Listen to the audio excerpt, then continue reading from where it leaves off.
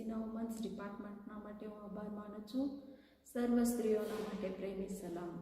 આપણે આજે મનન કરીશું ઉત્પત્તિનું પુસ્તક 7મો અધ્યાય 13મી કલમ.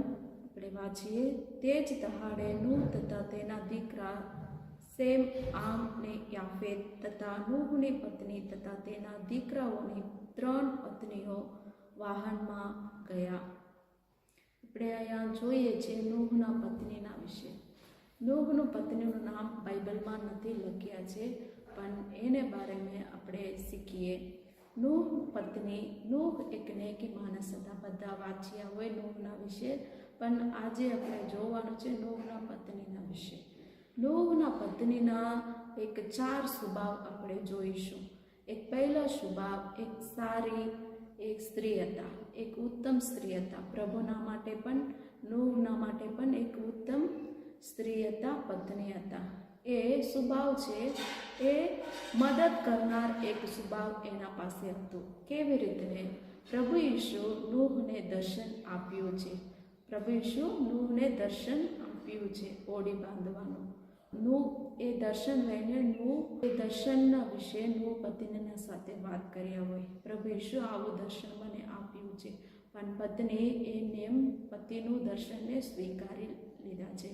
એ મદદગાર રૂપી થયા છે નૂહના માટે. એ પતિને ઓડી બાંધવા માટે મદદ કરી. એક પરિવારમાં એક જ વ્યક્તિ દોડે તો નહીં સારું રહે, 2 મળીને પરિવાર ચલાવે તો સારું રહેશે. એમ જ નૂહ પતિના માટે સાથ આપ્યા છે. એ સેવા માટે, પ્રભુ આપેલા દર્શનના માટે નૂહના પત્ની મદદગાર રૂપી હતા, સાથ આપ્યા છે. બીજો એને સ્વભાવ હતો, એ ધીરજ રાખનાર એક સ્ત્રી હતા. જીવનમાં ઘણી બધી દુઃખ આવશે, વેદના આવશે. આપણે સેવા કરતા હોય, સેવામાં આપણે આવીને 1-2 વર્ષમાં, 5 વર્ષમાં, નહીંતર 10 વર્ષમાં સેવામાં મને વિશ્વાસીઓ નથી આવ્યો, મંડળીમાં એવું છે, મને ચર્ચ નથી, બાંધકામ નથી, સારા મકાન નથી, બાળકોનો જરૂરત પૂરું નથી થયો, એમ કરીને ઘણી બધી ચિંતામાં, દુનિયાના ચિંતામાં, પરિવારના ચિંતામાં, મંડળીના ચિંતામાં અમે પડી જાય છે. પણ નૂહના પત્ની એ ઓડી બાંધવા માટે ઘણો વર્ષ થયું છે. નૂહના માટે એ ઓડી બાંધવા માટે સહેલું નથી. લાકડા બાંધવાનું છે, ઓડી બનાવવા માટે કેટલા વસ્તુ એને જરૂર પડ્યા હોય, કેટલા પૈસા એમાં નાખ્યા હોય. પણ નૂહના પત્ની પતિનું દર્શનના માટે બધું સહન કર્યા છે, સાથ પણ આપ્યા છે, ધીરજ રાખ્યા છે. કેટલા વર્ષ એ ઓડી બાંધતા હોય, એટલા વર્ષ એના સાથે રહીને નમ્રતાથી એને મદદગાર હતા. એ ત્રીજો છે, એ નૂહનું આજ્ઞા પાલન કરતા હતા. એક સારા પત્ની છે, પતિ શું બોલે છે બધું સ્વીકારી લીધા, માની લીધા છે. પતિનું વાત એમને એમ માની લીધા છે, તુચ્છ નહીં ગણ્યા. અયુબના પત્ની તો અયુબને કેટલા બધા તુચ્છ ગણ્યા છે, એના સાથે ઝઘડ્યા છે, ગુસ્સામાં હતા, બધું ઘણો બોલ કરવાવાળા હતા. પણ નૂહના પત્ની એવા નથી, પણ પ્રભુના માટે બધું સહન કર્યા, પતિના માટે મદદરૂપી હતા. દુનિયામાં રહેનાર નૂહના સમયમાં કેટલા લોકો મસ્તી મજાક કર્યા હોય. અત્યારે ક્યાં વરસાદ આવે, તમે ઓડી બનાવો છો, તમારા પતિ કેમ આવું કામ કરે છે, એમ કરીને નૂહને પત્નીને સાથે કેટલું બધું બોલ્યા હોય, મજાક કર્યા હોય. પણ એ સ્ત્રી બધું સહન કર્યા હતા. કોના માટે? દર્શનના માટે, પતિનું દર્શનના માટે. એ ત્રીજો સ્વભાવ હતો, બાળકોને સારી રીતને ચલાવ્યા છે. ઘર ચલાવનાર સ્ત્રી હતા. પતિનું એ તો મદદગાર રૂપી હતા, ધીરજવાળા હતા, આજ્ઞા પાલન કરવાવાળા હતા. પછી બાળકોને પણ એ મોટા કરાવ્યા, પ્રભુમાં જ મોટા કરાવ્યા. અત્યારના દુનિયામાં બાળકો મા બાપની ચિંતા કરતા જ નથી. મા બાપ શું કામ કરે છે, શું કવડાવે છે, શું આપણને કરે છે, મા બાપ એ બાળકોને નથી ખબર પડતી. પણ નૂહના પત્ની બાળકોને એવી રીતને ચલાવ્યા, પ્રભુમાં જ ચલાવ્યા છે. મા બાપનો આજ્ઞાઓને માન્યા છે. દેવે એને દર્શન આપ્યો છે, એ પત્ની પણ સ્વીકારી લીધા, એને બાળક પણ સ્વીકાર્યા છે. બાળકને સ્વીકારે છે, એ ઘર સારી રીતે ચલાવ્યા છે. એ એક જ કારણ છે, નૂહના પત્ની છે. એ સ્ત્રીના લીધે પતિનું સેવા પણ સારી રીતે ચાલ્યું, બાળકને પણ દેવમાં મોટા કરાવ્યા, બાળકને પણ સમજાવ્યા, બાળકને પણ પ્રભુમાં ચલાવ્યા. એ માટે નૂહના બાળકો પણ એ તો સાથ આપવા છોકરા હતા, પ્રભુમાં જ એ મોટા થયા છે. એને એક જ કારણ છે, એ સ્ત્રી જ છે. પતિનું પણ મદદગાર રૂપી હતા, ધીરજવાળી હતા, બાળકોને પણ સારી રીતે ચલાવનાર, પોષણ પાલન કરનાર એક સ્ત્રી હતા. કેટલા વર્ષ એ કામ કર્યા હોય, કેટલા લોકોને એ કવડાવ્યા હોય, કેટલા એ ગોળી બાંધવાનું નાનું કામ નથી, પણ કેટલા સગન કરીને એ સ્ત્રી એ પતિના માટે મદદરૂપી હતા. આપણા જીવનમાં પણ અમુક સમયમાં આપણે દુઃખીમાં પડી જાય છે. ઘણા સ્ત્રીઓ આ દુનિયાનું ચિંતાને, પરિવારનું ચિંતામાં પડી જાય છે, ધીરજને છોડી દે છે. 1 વર્ષ 2 વર્ષ હું સગન કરું, હવે હું નહીં સગન કરું, હું 10 વર્ષ સગન કર્યા છું, હવે હું નહીં સગન કરું. આ સેવામાં આવીને મને શું મળ્યું છે, મને સારું નામ નથી આપતા, મને કેટલું બધું સેવા કર્યા છો, ઘરનું દેખરેખ કર્યા છો, તો પણ મને સારું નામ નથી મળતું એમ કરીને. પણ નૂહના પતિનું નામ બાઇબલમાં પણ નથી આવતું, પણ અંદર એ કેટલો કામ કર્યા છે, એના જીવનમાં કેટલો એ ધીરજ રાખ્યા છે, મદદગારી રૂપી હતા. એ પૈસા ઓડી બાંધવાનું ના કેટલા ખર્ચાત હોય, એ બધું પૈસા નાખ્યા હોય એના પતિ, એ પત્ની તો એ સહન કર્યા છે, ખુશીથી એ ઓડી બાંધવાનું દર્શનમાં એ તો સાથ આપ્યા છે. આપણા જીવનમાં પણ અમે સેવા કરતા હોય, નહીતર અમે સાધારણ એક સ્ત્રી હોય, પરિવારને ચલાવનાર સ્ત્રી હોય, આપણા જીવનમાં પણ એવી રીતે આપણે જીવનમાં ધીરજ રાખીને, પતિનો સાથ આપીને, સેવામાં સાથ આપીને, ભલે આપણા પાસે પૈસા ના હોય, ધનદોલત ના હોય, હંમેશા આપણા પતિને મદદ કરનાર એક સ્ત્રી હોવાથી પ્રભુ ઈસુ એ જ પસંદ કરે છે. પતિને સાથ આપનાર સ્ત્રીને જ પ્રભુ ઈસુ પસંદ કરે છે. પ્રભુ ઈસુ કોઈ દિવસ દર્શન અલગ અલગ આપશે નહીં. પ્રભુ ઈસુ પતિને એક દર્શન સેવામાં આપ્યા હોય, એ પત્ની એ સેવામાં સાથ આપવું જોઈએ. એવી રીતે સાથ આપ્યા હોય તો એ સેવા આગળ જશે. ઘણા દિવસ પછી એ ઓડી બાંધીને એ ઓડીમાં જે બેટા છે તે જ દહાડે નૂહ તથા તેના દીકરા સેમ, આમ તે યાફેતને તથા નૂહના પત્ની તથા તેના દીકરાઓને 3 પત્નીઓ પણ એ વાહનમાં બેસ્યા છે. એ ખાલી પતિને, બાળકને પણ નહીં ચલાવ્યા, એને વહુને પણ ચલાવનાર એક સારા સાસુમાં પણ બની રહ્યા. એ સારા એક સાસુમાં બાળકને પણ સંભાળ્યા છે.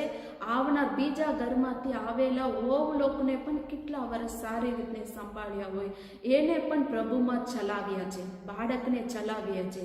આવેલા વહુ લોકોને પણ પ્રભુમાં એ ચલાવ્યા છે. એવા સારા એક સ્ત્રી હતા, પતિના માટે એક સારા પત્ની હતા, દીકરાઓના માટે એક સારા માં હતા, વહુ લોકોના માટે એક સારા સાસુમાં હતા. એ 3 વિષયમાં એ નૂહના પત્ની સારા એક સ્ત્રી હતા, પ્રભુની સેવિકા હતા. પણ બાઇબલમાં એનું નામ નથી આવતું, પણ એનું નામ તે અલગ પુસ્તકમાંથી આવ્યા છે. 4-5 નામ તો બોલે છે અલગ પુસ્તકમાંથી, એમ પણ આમાં બાઇબલમાં નથી લખ્યું. અમુક સમયમાં અમે કરેલા ભલાઈઓ, અમે કરેલા સેવાઓ, અમે કરેલા સારા બાબતો બહાર નહીં દેખાય. પણ એ માટે મને મારો નામ નથી આવડતું, મને કોઈએ નથી વખાણ કરતા, મને કોઈએ તમે આવું કામ સારું કર્યા છે એવું કરીને કોઈએ મને મારું નામ નથી લેતા. હું કેટલા કામ ઘરે કરું છું, કેટલા સેવા કરું છું, કેટલા હું દોડું છું, કોઈએ મને વખાણ નથી કરતા એમ કરીને બહેન લોકો કેટલા દુઃખીમાં હોય. પણ પ્રભુ ઈસુ માટે અમે સારા કામ કરતા જ રહીએ, ગુપ્તમાં આપણા કામ કરતા હોય. એક દિવસ પ્રભુ ઈસુ આપણને બધાના આગળ આપણને લઈ જશે, ત્યારે બધા આપણને વખાણ કરશે. સ્વર્ગમાં અમારા માટે પ્રભુ ઈસુ એક મુકુટ રાખ્યા છે, એ માટે આપણે દોડવું જોઈએ. આપણને કોઈ વખાણ કરે, બીજા આપણને સારી નામ આપે એ માટે પ્રભુમાં નહીં દોડવાનું. પ્રભુ ઈશુ આપણા માટે એક સારું જગ્યા આપ્યા છે. એમ જ નૂહના પત્ની પણ પરિવારના માટે એ દોડ્યા છે, કામ કર્યા છે, એ સેવામાં પણ મદદ કર્યા છે, દર્શનમાં મદદ કર્યા છે, સાથ આપ્યા છે. હંમેશા પતિનો સાથે એને મદદગાર રૂપી હતા. આપણે પણ સેવામાં પતિનો સાથ આપે, મંડળીમાં સાથ આપે. બહેન લોકના દ્વારા ઘણું સેવા થાય છે. બીજા વખાણ કરે એ માટે નહીં કરવાનું, પ્રભુ માટે આપણે કરવાનું છે. પહેલા સ્થાન છે પતિના માટે, પરિવારના માટે બહેન લોકો આપવું પડે. પતિ વગર, બાળક વગર કેમ રીતે હું જીવન જીવું, મારાથી બધું થાય, મારાથી બધું કરી શકાય એમ કરીને આપણે અલગથી દોડે તો એમ કંઈ ઇનામ મળશે નહીં. પ્રભુની ઈચ્છા છે પરિવાર એક સાથે રહેવાનું છે. એમ જ નૂહના પત્ની પણ કર્યા છે, પરિવારને એક સાથે ચલાવ્યા છે. પતિનું, બાળકનું, વહુને એ બધી સારી રીતને દેખરેખ કર્યા છે. એ માટે આ ઓડીમાં બીજા કોઈ નથી બેસ્યા, પણ આ પરિવાર જ બેસ્યા. એક કારણ છે નૂહ પણ છે, અડધો કારણ નૂહના પત્ની પણ છે. પણ નૂહના પત્ની બાળકને પણ સારી રીતને પ્રભુમાં ચલાવ્યા, પતિને પણ સારો મદદગાર રૂપી હતા. દુનિયામાં પણ ઘણી બધી બાબતોમાં આપણે દોડીએ છીએ, બધું કરીએ છીએ, સેવા કરીએ છીએ. નામના લીધે નહીં કરવાનું, પ્રભુના મહિમાના માટે, પ્રભુની દર્શન પૂરું થવા માટે આપણા સેવા કરતા રહે તો પ્રભુ આપણા માટે એક સારો જગ્યા સ્વર્ગમાં રાખ્યા છે. આપણો આ દુનિયાનું કામ આપણે નથી કરતા, સ્વર્ગ રાજ્યના માટે આપણે કરતા છીએ. એમ જ અમે દોડીને પ્રભુના માટે આ દુનિયામાં કેટલા વર્ષ રહે એટલા વર્ષ આપણે દોડવું રહેવું જોઈએ. આપણે કામ તો કરતા જ રહેવું જોઈએ. ક્યાર સુધી કરીએ? જિંદગી સૂર્ય પ્રભુ ઈશુ ક્યાર સુધી આવે ત્યાર સુધી આપણા કામ કરવું જોઈએ, સેવા તો કરવું જોઈએ. આ મળે તે મળે, મને આ નથી મળતું, તેવું નથી મળતું, મને પૈસા નથી, આવું નથી, મને સારી રીતને નથી રાખતા, મને આ નથી મળતું. દુનિયાની ચિંતાને છોડીને, પરિવારની ચિંતાને છોડીને, પરિવારને પ્રભુમાં રાખીને આપણે આગળ દોડીએ તો પ્રભુ ઈશુ આપણા માટે સારો જગ્યા આપશે. એ તો મોટા કામ બહેન લોકના દ્વારા કરવાવાળા પ્રભુ ઈશુ. આપણે બહેન લોકને બાઇબલમાં ઘણા બહેનો વિષયો તો વાંચ્યા છે. બહેન લોકો રોયા હોય તો પ્રભુને પસંદ ના હોય. કારણ શું છે? બહેન લોકો આંસુ કાઢીને પ્રાર્થના કરે તો તરત જ પ્રભુ ઈશુ સાંભળવાવાળા છે. એમ જ અન્ના પણ પ્રાર્થના કર્યા, આકાર પણ એમ જ પ્રાર્થના કર્યા. બાઇબલમાં એમ જ ઘણા બહેન લોકો આંસુ કાઢીને પ્રાર્થના કર્યા છે. આંસુ કાઢીને પ્રાર્થના કરતા પ્રભુ ઈશુ જરૂર સાંભળીને બહેન લોકના માટે પ્રભુ ઈશુ ઘણું મદદ કરનાર દેવ છે. બાઇબલમાં આપણે કેટલા બહેનો નામ આવ્યો છે, બધા એક મોટા સાક્ષી રૂપ છે. એમ જ અમે પ્રાર્થના કરીશું પરિવારને ચલાવવા માટે પ્રભુ ઈશુ જ્ઞાનને આપણને પૂરા પાડે. એ સ્ત્રીને જ્ઞાન હોવું જોઈએ પરિવારને ચલાવવા માટે. કેવી રીતને પતિને સાથ આપીએ, કેવી રીતને પ્રભુમાં બાળકને મોટા કરીએ, એવું આપણે જ્ઞાનથી પરિવારને ચલાવવું જોઈએ. પ્રભુમાં ચલાવવાનું. અમુક લોક સેવક કરનાર બાળક હોય, સાધારણ વિશ્વાસી બાળક હોય, દુનિયામાં રહેનાર સ્ત્રીઓ હોય, એમાં બધા બાળકોને બધા બહેનોને હું કહું છું, પ્રભુની ઈચ્છા આપણે પૂર્ણ કર્યા હોય પરિવારને સાથે લઈને આપણે આગળ દોડવું જોઈએ. અલગ અલગ નથી, મા બાપ અલગ, બાળક અલગ, એમ નથી. પ્રભુ ઈશુની ઈચ્છા છે પરિવાર એક સાથે રહેવાનું. ઈચ્છા પ્રભુ ઈશુનું છે. આપણે હંમેશા પરિવારને વળગીને, પતિને વળગીને, બાળકને વળગીને રહેવું જોઈએ. એમાં જ પ્રભુ ઈશુ આશીર્વાદ આપે. આપણે પ્રાર્થના કરીશું આપણે હરેકને પ્રભુ ઈશુ લઈને ઉપયોગ કરે પરિવારના માટે, સેવાના માટે, દર્શનના માટે, દોડવા માટે. પ્રભુ ઈશુ આપણને મદદ કરશે. પ્રભુ પરમેશ્વર આ પ્રભુ આમાં સાંભળનાર, જોનાર હરેકના માટે, બહેનોના માટે અમે પ્રાર્થના કરીશું. પ્રભુજી બધાને લઈને તમે ઉપયોગ કરજો. પ્રભુજી પરિવારને ચલાવવા માટે મદદ કરો. મંડળીને પ્રભુજી સાથ આપવા માટે મદદ કરજો. પ્રભુજી આ સાંભળનાર દરેક પ્રભુજી આ બાબત શીખી જવા માટે પ્રભુજી તમે મદદ કરજો. પ્રભુ ઈસુ ખ્રિસ્તના નામમાં આ પ્રાર્થના માંગુ છું પવિત્ર પિતા. આમેન.